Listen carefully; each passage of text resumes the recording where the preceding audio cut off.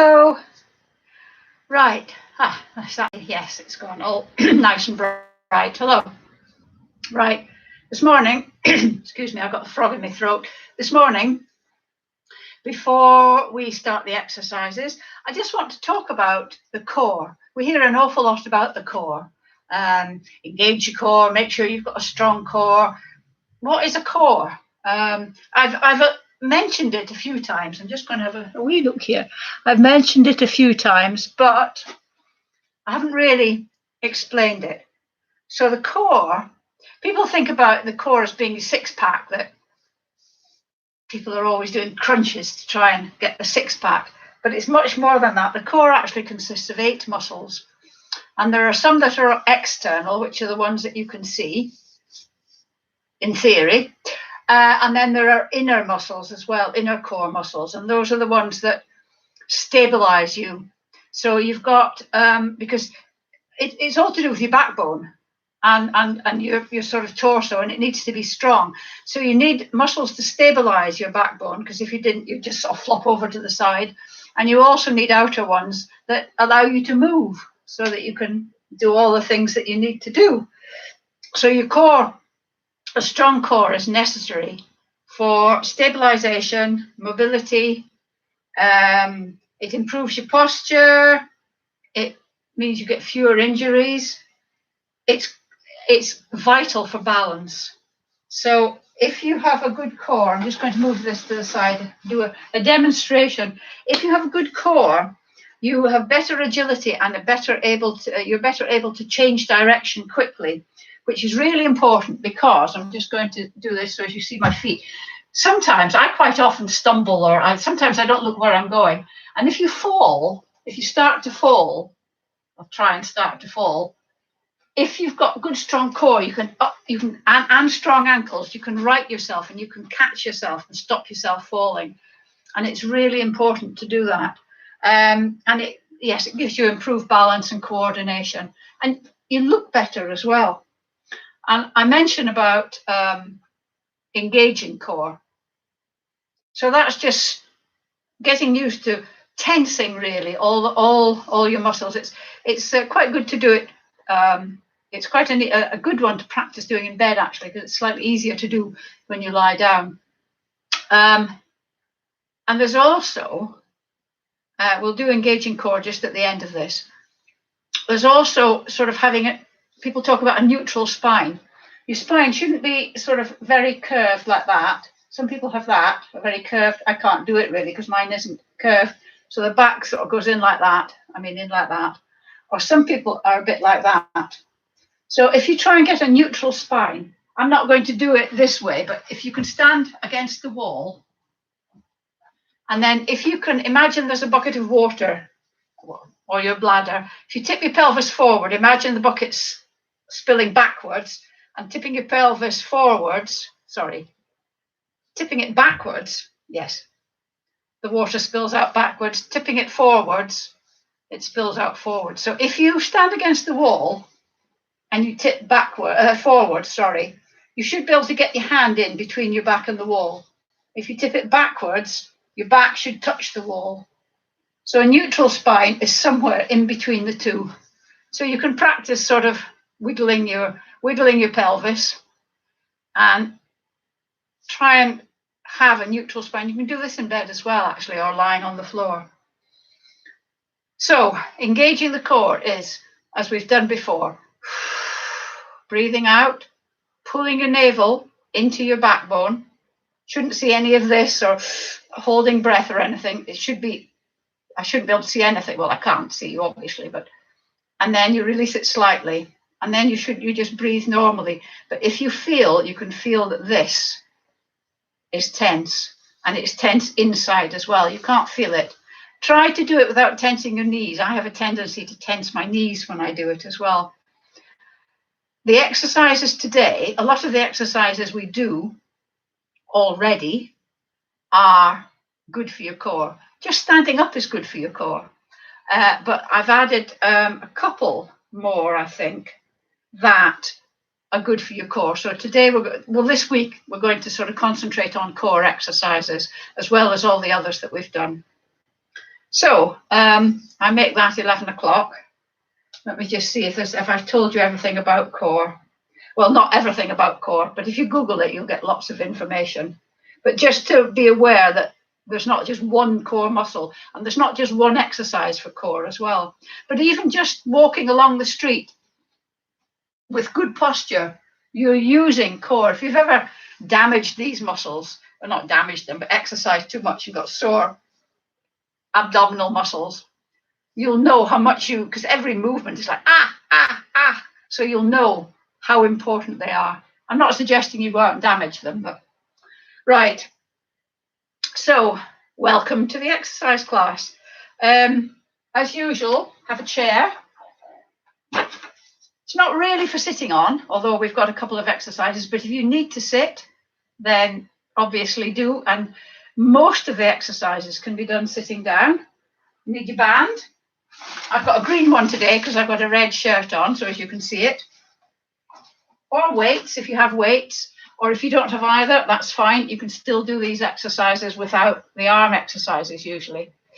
So we're going to do the warm-up, and then we'll have the main bit, and then we'll have the stretches. So we're just going to start by, as usual, just walking on the spot, using your arms, nice and gentle. We're not going to go into a full-blown march yet, just nice and gentle on the arms.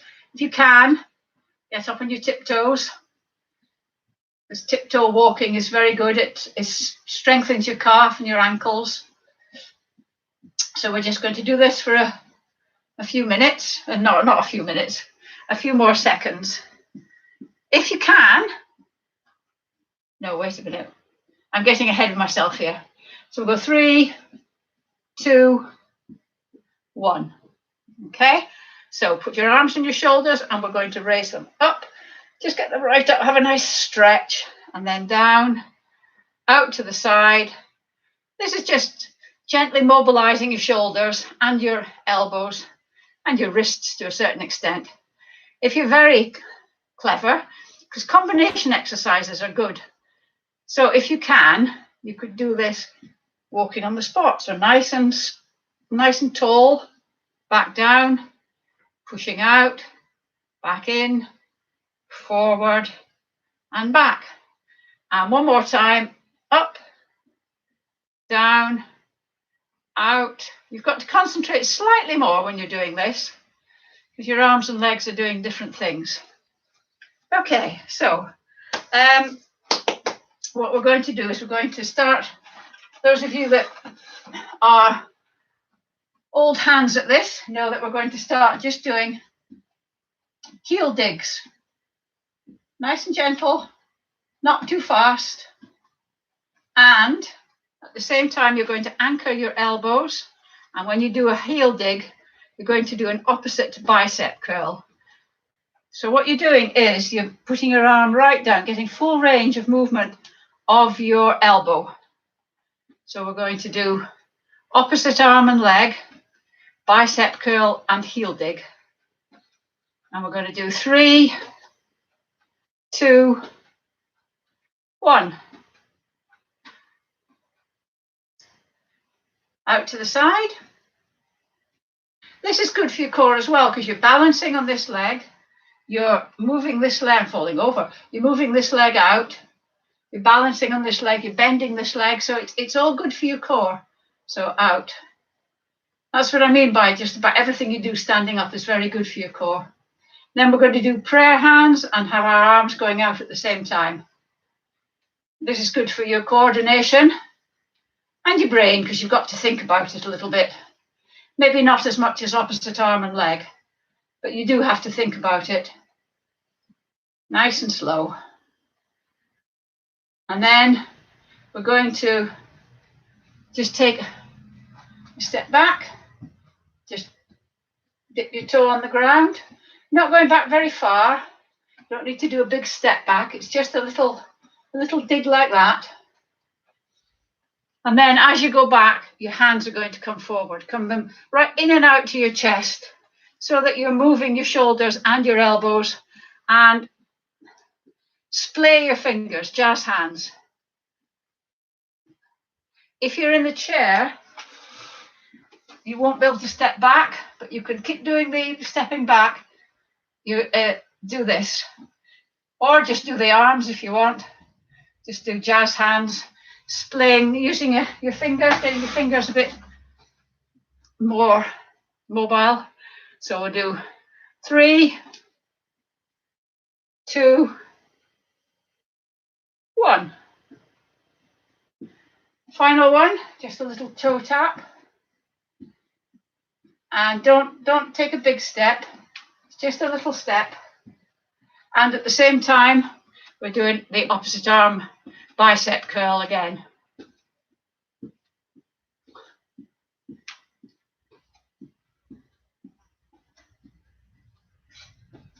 So we do 3, 2, 1. Now we're going to put it all together, and we're going to do a heel dig and the side and back and toe tap and heel dig, side, back, toe tap, heel dig, side, back, toe tap. One more time. Heel dig, side, back, toe tap. Very good. Right, we're just going to do a sort of limbering up back exercise. Now you may have, those of you that have done yoga or Pilates will have done this. It's usually done on all fours, but I don't want any of us to get down on the floor. So what you do is I'm standing side on so that you can see me as usual. Have your feet hip width apart, and you're going to bend your knees slightly. You're going to a slight squat, but then you're going to lean on your knees like this with your back straight.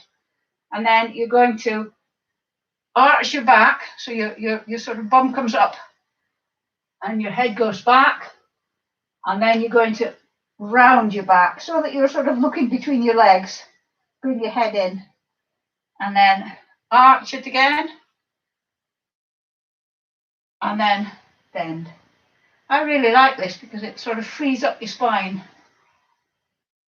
Arch and then cow.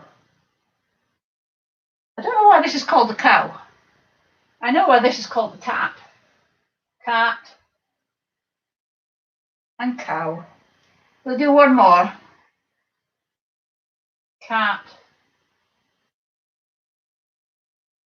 and cow. How was that? Does your pelvis feel sort of nice and loosened? There you go. Right, we're going to do a bit of turning to the side just to warm our middles up as well. So hands like this, feet hip width apart, and we're going to just turn so that we should be looking that way, but keep your head looking down your arm, and then turn back, and then the other way, so that your arm is now pointing straight in front of you.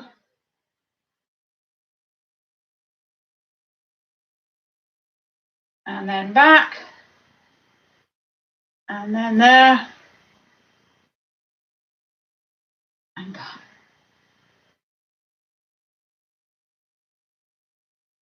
There.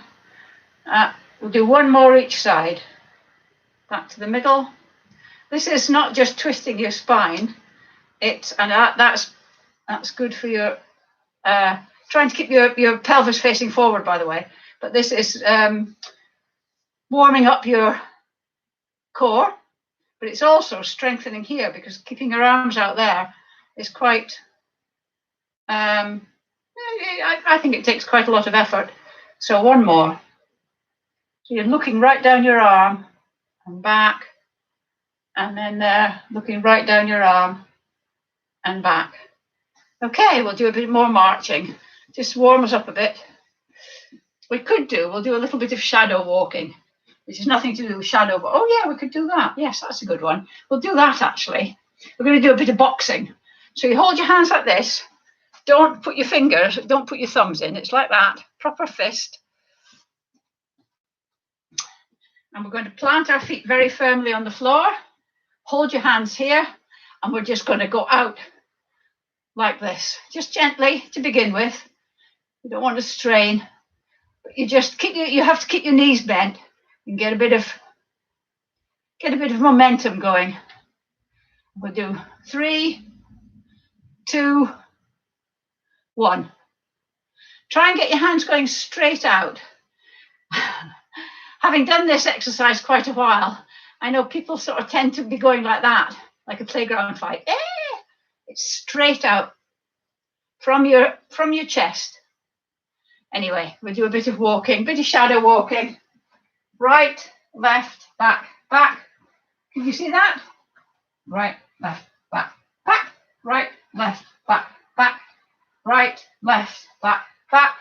And then left, right, back, back. Left, right, back, back. Left, right, back, back. Okay, just marching a little bit higher.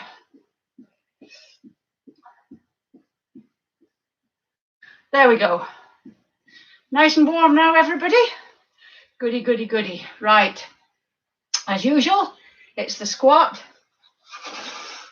If you can't do a squat, if you can't do it with good technique, you need to do it in the chair until you can do it.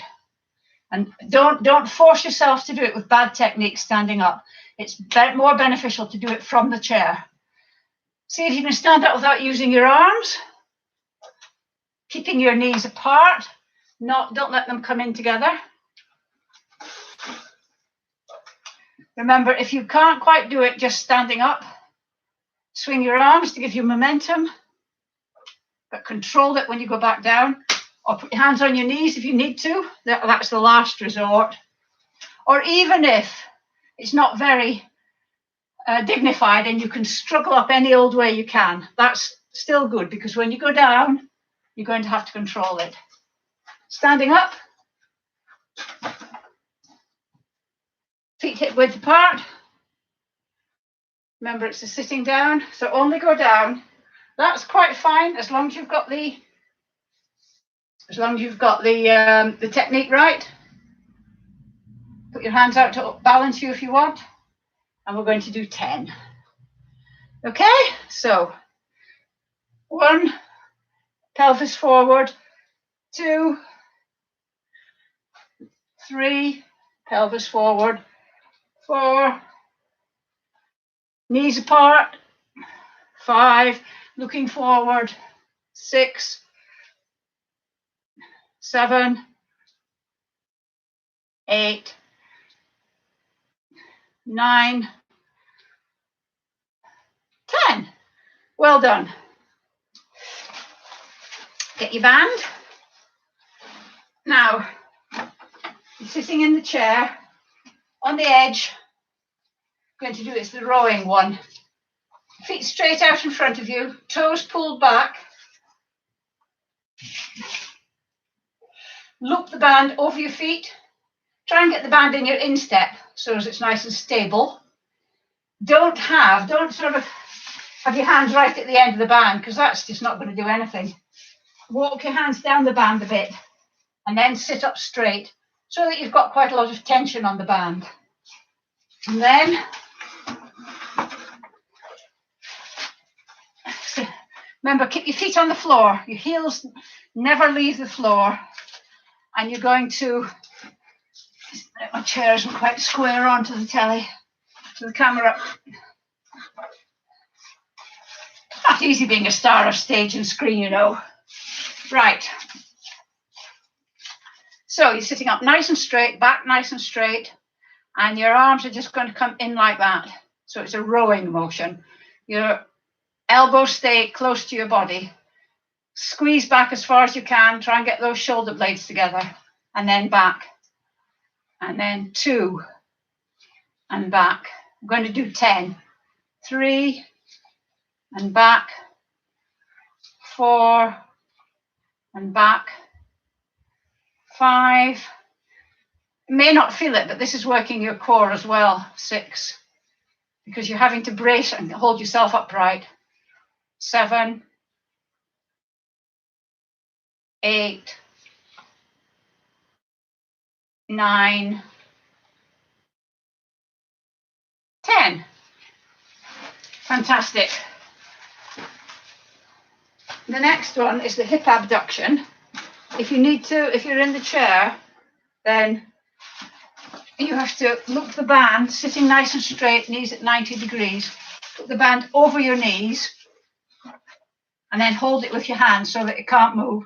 And then strain against the band. Have your thighs parallel. And then as we raise one leg, you're going to open as far as you can and then control it back in, but only to there. It's up to you whether you do. If you can stand, do the standing one, because again, it's good for your core. And remember, standing up straight. In fact, if you engage your core, pull in, standing up straight, and all you're doing is raising that leg right out to the side, just like that. Not turning it or anything. Don't twist. And then down. And then 2. And 3. Doesn't matter how high you get your leg. And 4. The object of the exercise is not to get it really high, but to use these muscles to pull it. 5. And you can hold on, it's not a balancing one. 6. As you get fitter, your leg will automatically raise higher. 7, so that will make it more challenging. It will progress it for you. 8. 9. 10. When you're exercising, your body gets used to the exercises you do. So in order to keep maintaining your fitness, or you need to progress the exercises. So if you're doing weights, you probably need to go up a weight size eventually. But with something like this, a body weight exercise, the stronger you get, just means the better able you will be to raise this leg. So you might start off there, and then you're able to go up higher. Right, so engage core. Right, ready? Holding on. 1. 2.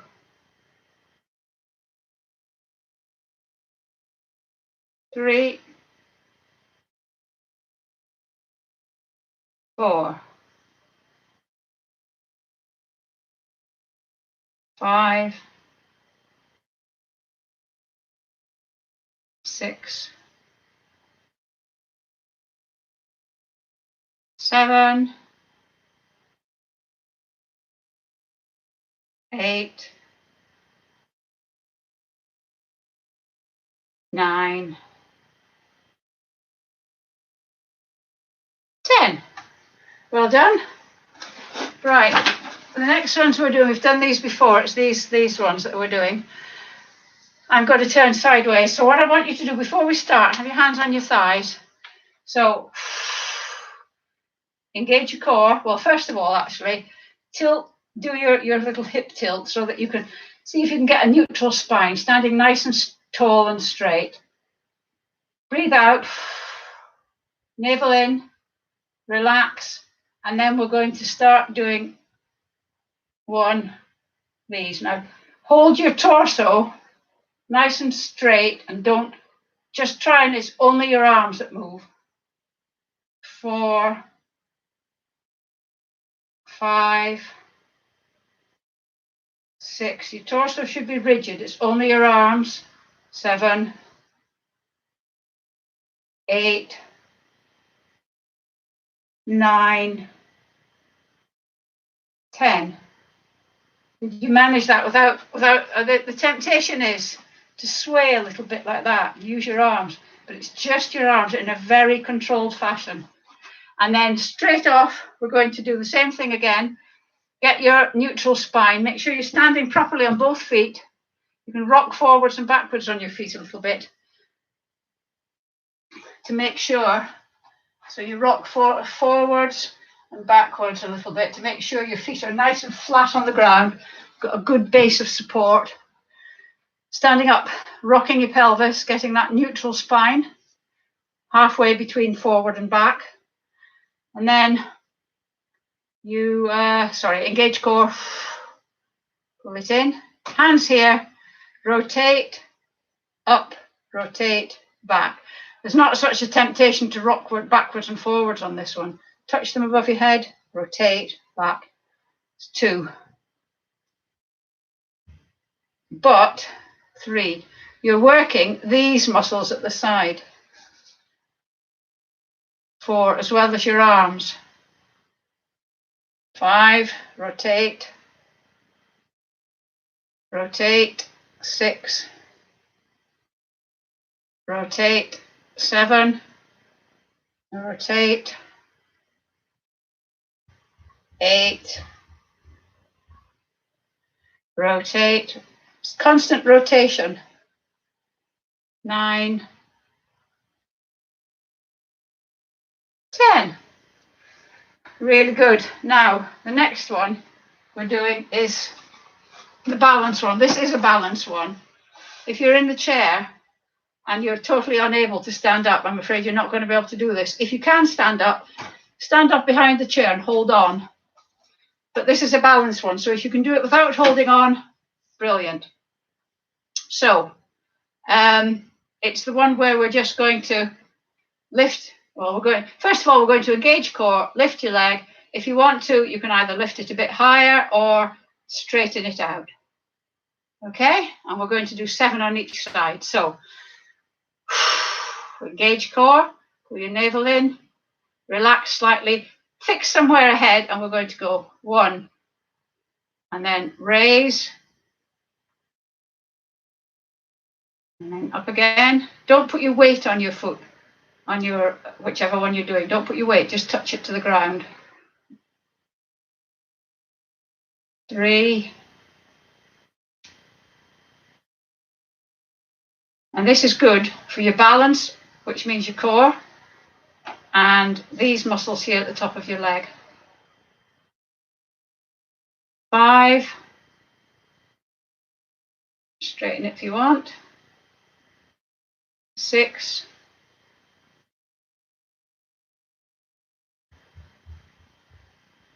7. Whew. How was that? Yes, when you're lifting your leg, you're using these abdominals here. Lift it a bit more, you're using those, but without knowing it, all your muscles are doing that. Even if you're only holding on gently, all your muscles are totally balancing all the time. It gives you a good sense of balance as well. Not just balance, but agility and coordination, just to keep yourself upright. So, navel in, tense, right. So, up, and then up again if you want, or if you've done that, put it out like that, hit your head. 1. Oops, I'm just about to fall. Up, and then 2. 2. I'm going to straighten, but you can go up or straighten. 3. When you straighten, if you straighten, don't lean back. Just keep your posture the same. 4. Up. 5.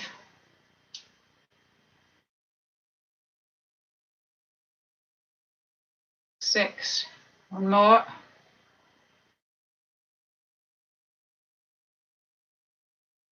7. Whew, how was that? Wow. Right. If you're in the chair doing the upward row, you can do it without the bands. It's probably easier without the bands. You can do it with the band, but it's easier. If you don't have bands, you can do this without the bands. So without the bands, hold your thumb so that you've got that V, and then remember, it's just the elbows coming up. Got to maintain that V. If your hands start going like that, the object is not to get it as high as you can. The object is to get the technique. Even if you only get to there, you're still doing it okay. If you've got a band, you stand on the band. If you can get it on your instep again, it's always safest in the instep. Your feet are hip width apart, and then you cross the band over. And then I'm going to come forward so you can see me. You hold your hands together down in front of you, and you're going to raise up, trying to keep your forearm and your wrists straight like a paddle. So we're going to do 10. 1, I can raise it quite high, but you don't have to. 2, 3, keeping your back straight, remember. 4, don't lean back. Temptation sometimes is to do that. Shoulders nice and relaxed. 5, 6, 7, maintaining that V. 8, 9, 10. Woo! That was quite tough. Right, now we're going to do something that we haven't done before, and we're going to do for our abdominals. So you're going to sit in the chair, sitting on the edge of the seat. Now I'm going to show you sideways. Edge of your seat, feet at 90 degrees. Put your hands on your, sitting up nice and straight, hands on your knees, and then I want you to lean back until the top of your back is touching the chair, and then lean forward slightly so as you're just not quite touching the chair. Okay? So, sitting on the edge of your chair, knees at 90 degrees, feet flat on the floor, hands on your knees, lean back until you're touching the chair, and then lift yourself off it slightly. And if you're hardcore, if that's all you can do, that's fine. But then I'd quite like you to raise one leg. 1, 2, 3, the whole leg, the thigh as well. 4, 5. And then the other one, stretch it out. When the other one goes out, it goes out like that. 1, 2, 3, 4, 5. Now I can feel that on my leg, at the top of my thighs, and I can feel it here as well. Sitting upright. Let's just go back again.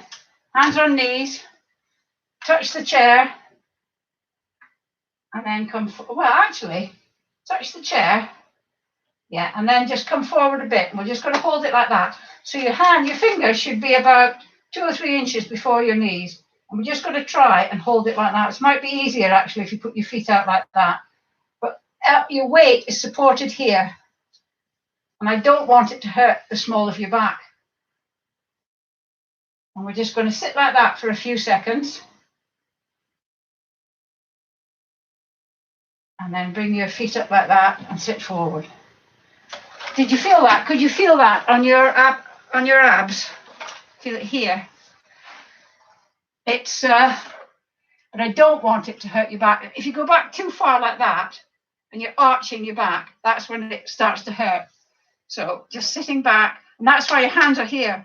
Keep your shoulders a bit rounded so that you're not arching your back like that.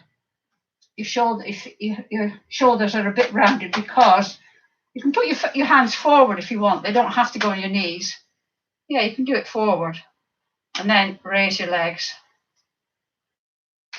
And just trying that one out. Give me some feedback on that, would you? But it's good for your abs.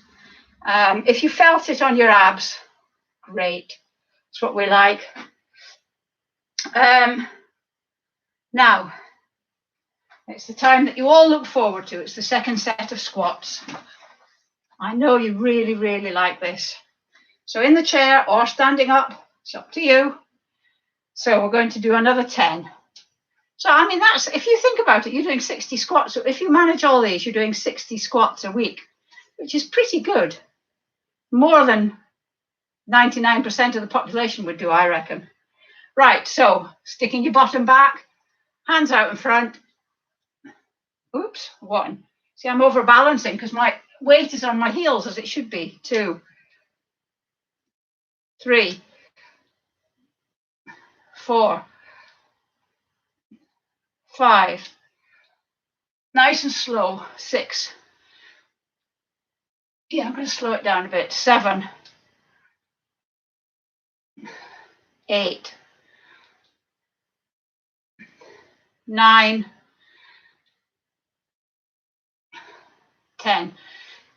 I've forgotten to say before, it's important to do the squats quite slowly, because if you're bobbing up and down, you can use momentum. Whereas if you're going nice and slowly like this, you have no option but to use your muscles that you're supposed to be using. Right. Puffs me out a bit. Right. We're going to do the side bends now before we go into the last routine. And these side bends, again, really good for your core. They're exceptionally good. So have your feet slightly wider than hip width apart. We're going to do 7 today. Just trying to think how many to do. Yeah, we're going to do 7. I don't really want to do 7, but we're going to anyway. So remember, if you put your arm over, keep it straight, because that means it's an active arm. You're actually having to physically hold it there rather than letting it do that. If you've got shoulder problems, fine, don't use your arm. So we're going 1, keep it nice and straight down here, and then up. 2, again, don't lean forward or back.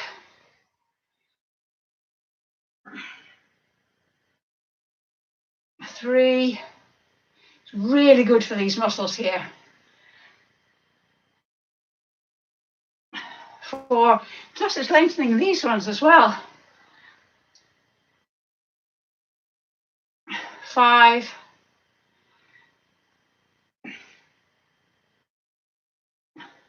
6. If you can't do 7, that's absolutely fine. 7. Just do as many of any exercise as you can, and then that's something to build on. But remember, it's your exercise program. I'm doing 10 just as a sort of optimum or something to aim for. You do at your capability. That's the whole point of these. Right, other side. So 1, straight arm. 2,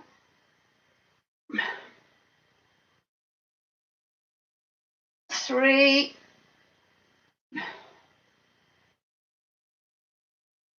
4,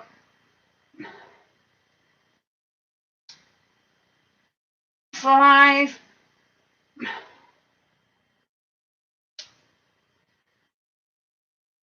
6, and 1 more. 7. Whoa, how's that doing? I'm definitely getting better at those. But when I do this, normally I can feel these muscles here. They've really tightened up. I mean, before I started doing these classes, I wasn't prancing around doing exercises all the time. I was running and doing exercises occasionally, like I'm sure many of you do, think, oh, I must do some exercise. But I wasn't doing them regularly. And so these exercise classes are benefiting me as well as you. And I have noticed definitely a strengthening of these muscles here. Right. If you've got music, put the music on, because we're going to do the routine. We'll just start doing it nice and slowly while I talk you through it, because as you probably remember, I can't play music here because of copyright laws. So even although I'm not making any money from this. So going heel. So either have music in your head, or this is just a practice. This is not the musical one. Have music in your head, heel dig, or real music on that you like. And then toe tap. We'll do 1 more. So we're doing a heel dig, side, back, toe tap. This is just to warm up your muscles properly before we start stretching. because as you remember, never, ever, ever stretch cold muscles. Never, ever, ever, ever. Right, I get my music on in my head and we're going heel dig, side, back, toe tap, heel dig, side, back,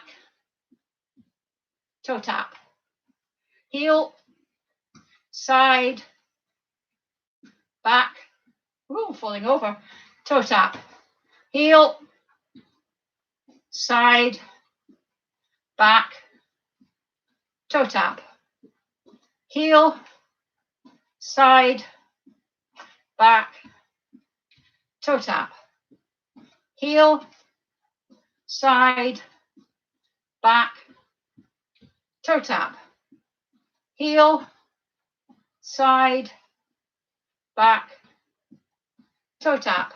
One more time, heel, side, back, toe tap.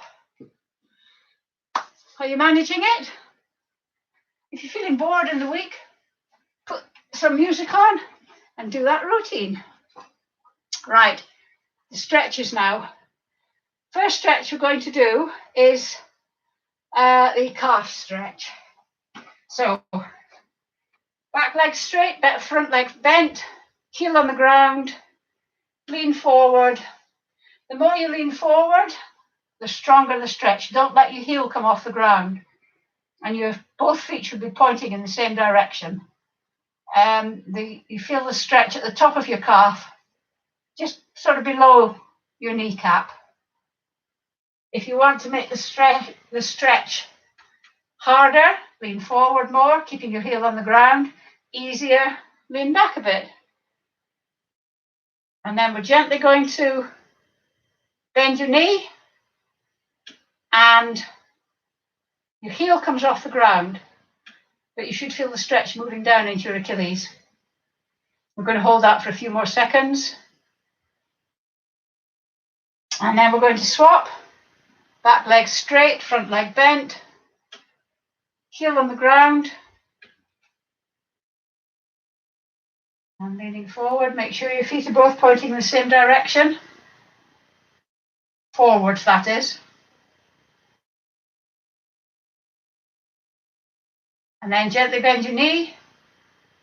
Heel comes off the ground. Feel the stretch moving down.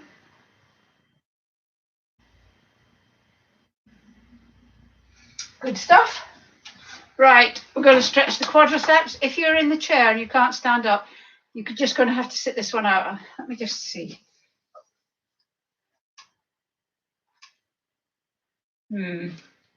Not really. So if you can hold on to the chair if you want. It's not a balancing one. Grab your shoe, your ankle, your sock, your trouser leg, and hold your knees together. If you can't do that, do this with your legs, because this is the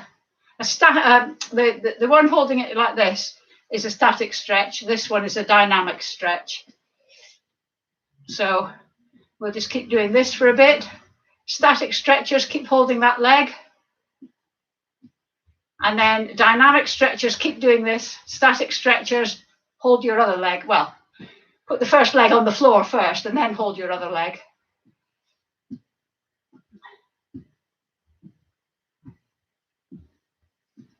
And when you're doing this, if you hold your thigh muscle, feel your thigh muscle, you can feel it stretching. Okay, right.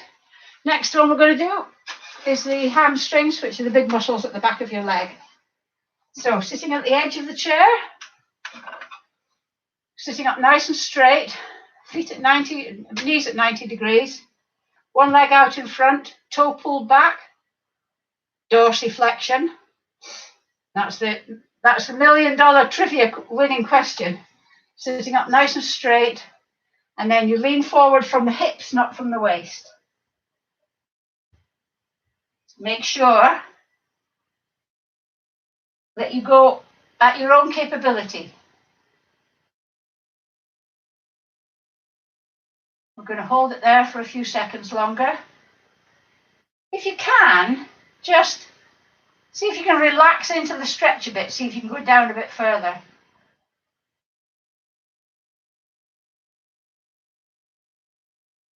And then sitting up nice and straight again.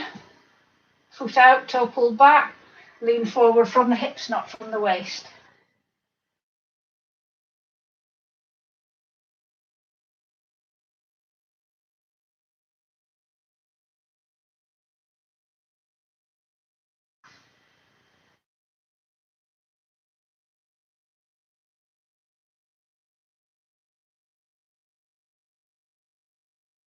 And then sitting up.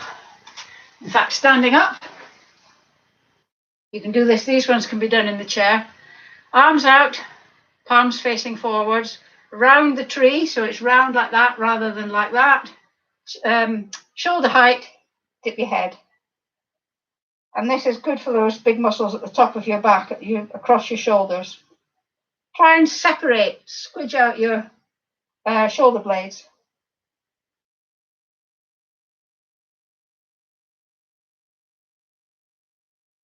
I find this one good if I've got a stiff neck as well.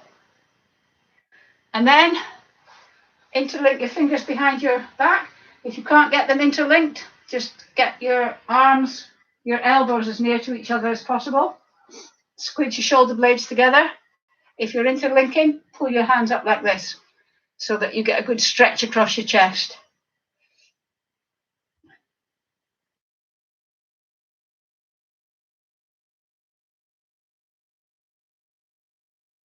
Okay, and then take one hand, put it across your chest. Take your other hand, put it on your elbow and push. You're pushing this bit. You want to push this bit sort of sideways so that you're stretching this. If you've got any shoulder mobility problems, this one might be painful. And if it is, don't do it. Remember, anything that hurts, you don't do. That no pain, no gain is a lot of old rubbish. Should be no challenge, no gain, but that doesn't quite rhyme, does it?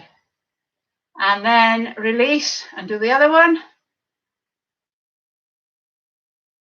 I can feel it more on this shoulder. I can feel it there.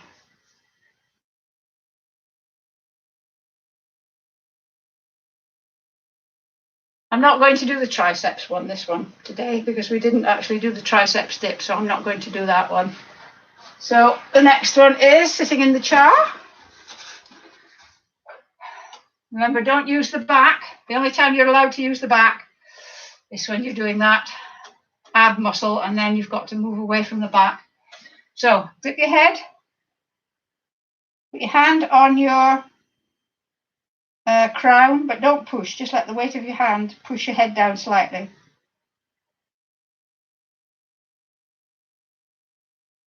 Just feel the stretch up your backbone, in your neck, and down your backbone, down your back. I feel it down my back.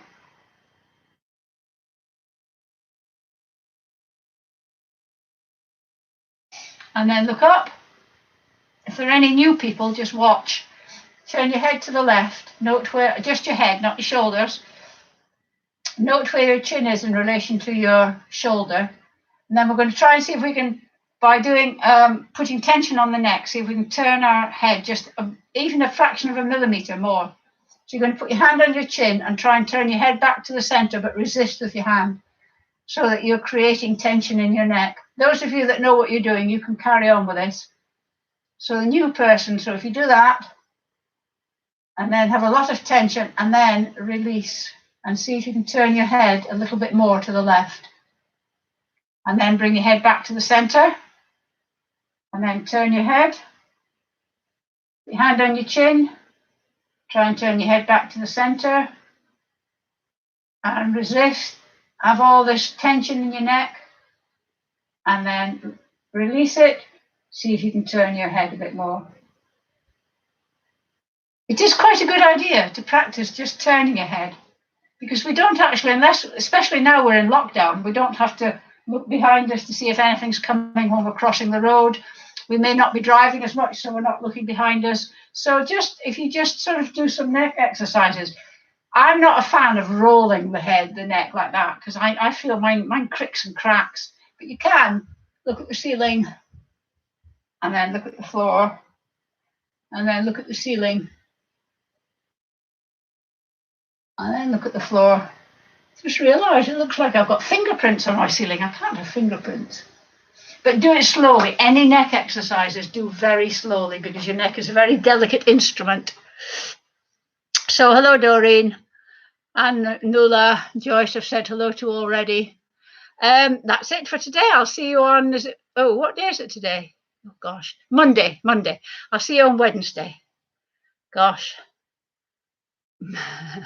Bye, Maggie.